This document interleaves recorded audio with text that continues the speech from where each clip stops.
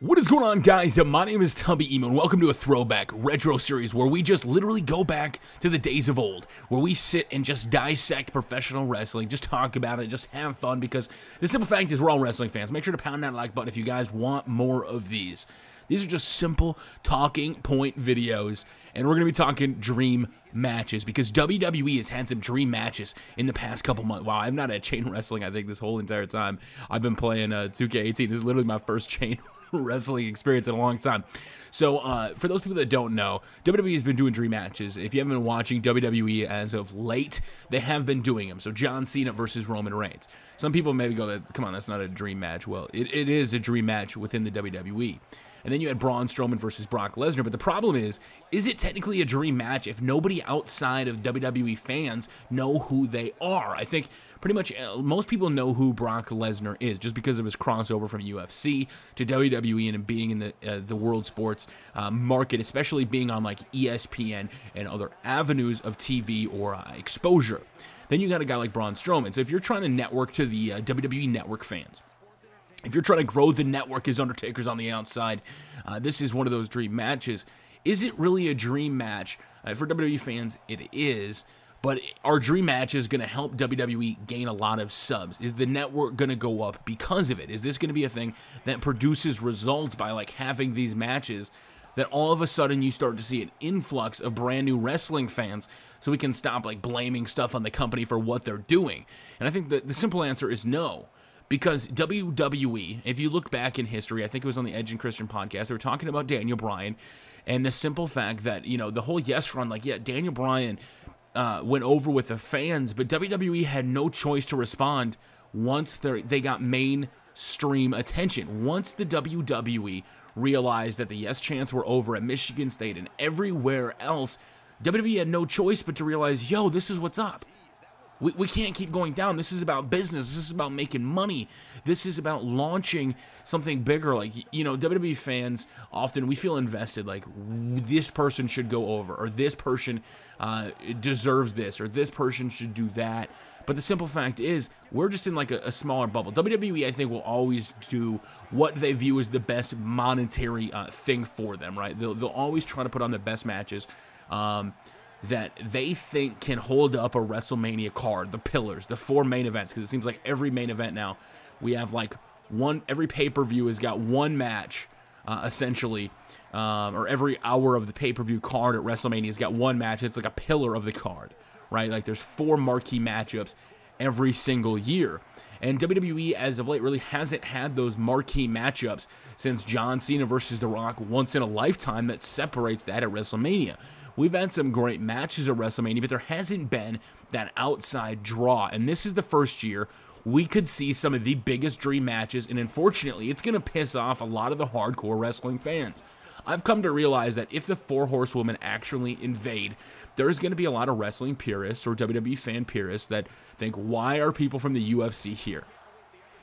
Same thing goes with Conor McGregor. Why is Conor McGregor possibly being in the WWE? And the simple fact is, guys like Jim Ross have said it before. This is about business, and there's money to be made. Their WWE is passing up way too much money. Conor McGregor, essentially, and somebody asked, well, why would Conor McGregor come to WWE? Look how much money he made. He's got too much money. He would never want to fight in the WWE. But Jim Ross said it best on Justin LaBar's show. Basically, you have to look at it from the fact that he would be made to look like a champion. He would be made to look like an absolute stud. He would be put over. He would be in that position, and he'd be paid to do it. You know, he's fighting Floyd Mayweather, which is like a combat sport. You're completely out there for sure, sport. But in WWE, it's entertainment, right? So he can have fun. He can be dropping these promos. As he's worried about selling the pay-per-views, he doesn't have to worry necessarily about pay-per-view buys. I don't know if WWE would have to give him a cut. I don't know how much they would have to pay him to bring Conor McGregor to UFC. But if you were a WWE fan and you were honestly believing that like somebody like a Conor McGregor or a UFC crossover is bad for the WWE, I've got some bad news for you, man. And I don't think that's the case. I truly believe that these big matches, as much as I think a lot of our hardcore fans might hate this, we have to realize that celebrities, we have to realize that forces outside of just the wrestling world are at play here. There's a lot of things WWE can do to grow, or if all these superstars that deserve the opportunity, like Finn Balor, Bray Wyatt, Samoa Joe, a lot of these guys, Bobby Roode, that deserve this mainstream exposure, that deserve to be in this spot, that deserve to like carry a company. They're not going to get that if you don't have the eyeballs watching the product. If the TV rating keeps going down, and I think I can't invest too much into TV rating, so to speak, because WWE is obviously still making money now. The rumors are that, you know, WWE, the only reason they had big profits were obviously because they cut profits. They cut shows, they cut programming, and they're trying to get out there and you know, whether they're saving money. I think the simple fact is, it's not going to be cheap to pay Conor McGregor, first of all. So imagine they cut every single person's pyro to be able to afford to pay Floyd Mayweather, or Conor McGregor, because you've already had Floyd Mayweather. Like, could you imagine that if it comes out, like if it was leaked eventually, that all of this stuff got cut for a simple payday for Conor McGregor, but then you bring in Conor McGregor, and let's imagine Conor McGregor brought in all these buys, right? Like, the preliminary results is Mayweather versus Conor McGregor was like the biggest pay-per-view. You have Conor McGregor now who is like trying to hold up the UFC and basically like, I'm not coming back to UFC to fight unless I am a partner, I control part of the profits, and that's the thing.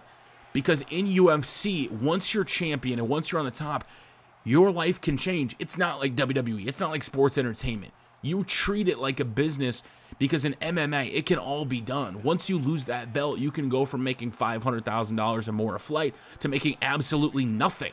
You can go from the top of the card to the bottom, making the least amount, except in the WWE, you're still paid your downturns, your guarantees. You're still paid the ability to go out there and have that default income. In UFC, you don't have that because you're fighting for that money. You know, Samoa Joe was talking about how in TNA back in his contracts before, you know, he eventually came to WWE or when he left Ring of Honor, that there was no incentive to move up the card. Like, you were there and you're happy to be in the company, but the simple fact was they weren't paying more money whether you were the opening of the show or whether you were the end of the show. In UFC, they do. So if Conor McGregor, regardless of where he ends up in the card, because I have to feel that Conor McGregor would want to be like the main event, especially if he's holding up, if my man's holding up UFC for this partnership status, a cut of the revenue, I can't blame him, because he just sold how many pay-per-view buys, and I think wrestling fans can't be a little close-minded to this. So bringing in big names like that, I think will help accelerate those dream matches. Like if we got AJ Styles versus Finn Balor, that was like a dream match, right? They blew it at TLC. It was this awesome combination of luck from having you know, injuries happen, or people being out sick with the mumps, and Roman Reigns being out and Bray Wyatt being out, and it provided this once-in-a-lifetime feeling of a match that was absolutely phenomenal, and it was a dream match. But unfortunately, not that many people got to see it because, one, it was announced on short term, and two is because the network subs are down, viewers are down, so you need those mainstream attractions. I think we can't keep blaming Vince McMahon, or we can't keep blaming a company, and especially like when they try to do new stuff like LeVar Ball, right? I think a lot of WWE fans had it in for the fact that LeVar Ball got brought into WWE. Like, who is this frickin' jabroni? But outside of the WWE, LeVar Ball is huge. And I think as fans, we have to realize that celebrities have always been a part of wrestling culture. They've always been a part of helping WWE grow and become mainstream, become a bigger and better thing, like the Attitude Era. All the celebrities that thought it was the coolest shit possible. All the people that I talk to that say, I used to watch wrestling back in the day because you had larger-than-life personalities such as Stone Cold Steve Austin, The Rock, Triple H, DX. You had all these people that you were able to clamor onto, and those people made it so the guys on the lower card were able to make a living and get their name out there. And WWE really, right now, doesn't have that. They really haven't built up those talents to do that. So bringing in an influx of people. But the more dream matches we have, the more people are going to be like, well, look, dream matches aren't selling. They aren't doing this because, look, the network subs are down. Pay-per-view buys, if there's any actually still on TV, are down. There's so much going on right now. But the simple fact is, these dream matches, I think, are going to continue to be, wait a minute, what is this? John Cena's laying on The Undertaker. He kind of glitched out a little bit there. Is you need eyeballs on the product. And I think that incorporating in superstars like Conor McGregor, Ronda Rousey, I would love to see a lot of these people. Because like I said, LeVar Ball was huge in the sports community. Now, I will say the segment with LeVar Ball sucked horribly. And in my opinion, it backfired and really didn't accomplish what I wanted it to accomplish. But as WWE fans, man, I hope we embrace that. I hope you guys Like, I hope you're a part of that. I hope you're a fan of the fact that this is just more eyeballs on the product. Like, maybe once Conor McGregor came into WWE and he had an interaction all of a sudden, like, let's say he had an interaction with The Miz and he got Miz even more over than he possibly is. Yeah, Conor McGregor was brought in for himself. He was brought in for selfish reasons for WWE to make WWE more money because money was on the line, but that's more eyeballs that might see a Finn Balor t-shirt, and the more people that see a Finn Balor t-shirt and decide to buy it, WWE can go, oh, maybe we should push him. Maybe we should go back to that Daniel Bryan mantra. Maybe more people saw this, and the yes chant took off. Like, the ratings weren't great during the Daniel Bryan era. They weren't phenomenal. They weren't taking off. They weren't raw Attitude Era levels. But once you start seeing WWE chants on ESPN, on NBC, on ABC, once you start to see it take over the world, I truly believe stuff like that helped get Daniel Bryan more over than anything WWE could have done, because I don't think it was ever supposed to happen. It wasn't ever supposed to be this thing that got superstars to that point, because I think Daniel Bryan may have been a fluke at one point if it wasn't for that. So I think we need to realize as fans that, oh, wow, my man's pulling down the straps, Undertaker calling for the end. He's trying to end this right here. Yeah, I don't think so. John Cena, you got to put this in there.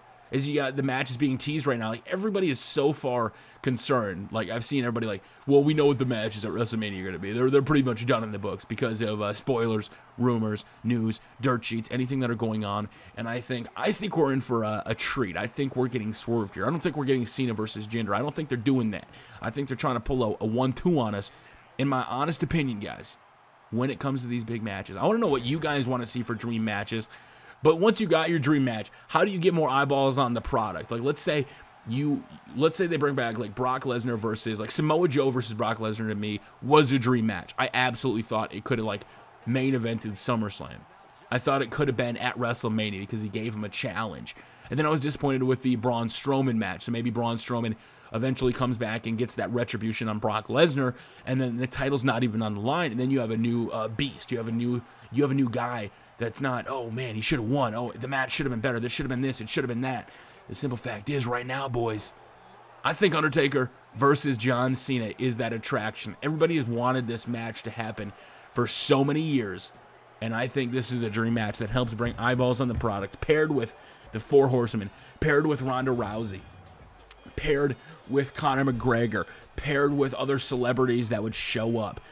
It has got to be a cultural phenomena. It's got to be this thing where Roman Reigns loses his mind because his spot. This is the man that put butts in seats for the past 3 years. Well, John Cena was off in Hollywood making a name for himself and trying to grow. Roman Reigns was in there night in and night out, so he gets screwed out of the main event. Taker and John Cena, part-timers, get that main event. So you see Roman Reigns eventually losing his mind and shows up on mainstream TV or all this other places that WWE wants him to be because they want him to carry the company. Well, what better way to do it than getting screwed out of it by having a dream match like John Cena versus Taker for the title that should have been Roman Reigns? I mean, he beat Undertaker. But when push comes to shove, Roman Reigns didn't get that title. Roman Reigns didn't get that opportunity. Somebody else took it, and you know what? That may upset some people right now, but in the long run, in this business, I think it helps. I wonder what you guys think. Let me know what you think could be some potential dream matches in the WWE. What would you guys like to see going forward? And if the dream matches do happen, how do you see a build happening to make sure superstars or fans or anybody that may have gone away from wrestling sees it outside of the company? Until next time, it's your boy Tubby. Thank you for joining me on this. Until next time, we will see you all later.